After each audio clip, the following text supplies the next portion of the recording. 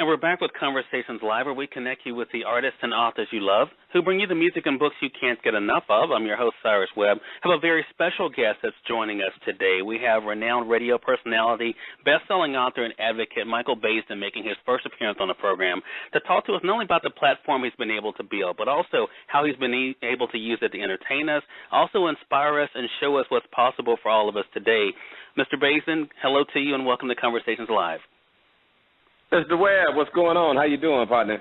Hey, doing really good. It's really an honor, man, to be able to have you on the program with us today, and we appreciate the time. You know, there's so many great things that you've been able to do and to be able to really inspire people throughout the years. What has it been like for you, Michael, to be able to build this platform, you know, on the radio and also through your books that has really, I think, you know, built something that's felt along the world?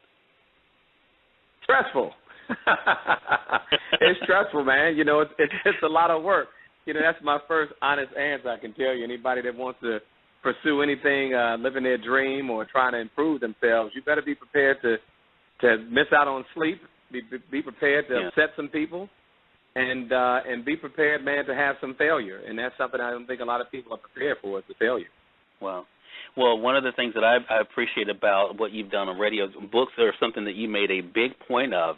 And, you know, I think men and women both appreciate that. You mentioned, of course, being a father. That has also been a part of your platform, which ties in really well with the mentoring and what you're doing to encourage all of us today.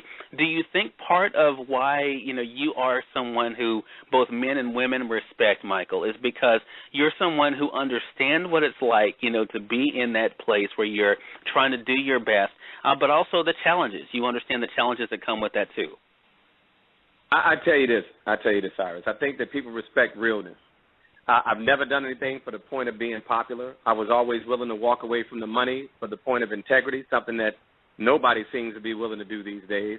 And I always stood up in a way that every real man and woman would. I have no doubt that if you or all the other real people out there had the microphone when I did for the election, for Gina Six, for Trayvon, for the mentoring thing, anybody that's real, any real man, let me just speak about the men for a second because the women are handling their business.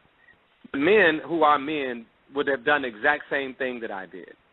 So I think they respect that. I think they respect the brother who's in a position who will do what they do. And also not have to always tie it to being black, because a lot of people use that to cater or to banter to us. You know, we try to cater to people instead of just being real. And so I'm a person that loves everybody, man. I don't have to be pro-black to be about my people. I think you just do the right thing to do as a black man is to take care of your black children. And in the process, I have relationships with people of all races. But you take care of home first, and that's what every other race does, and that's exactly what we should be doing.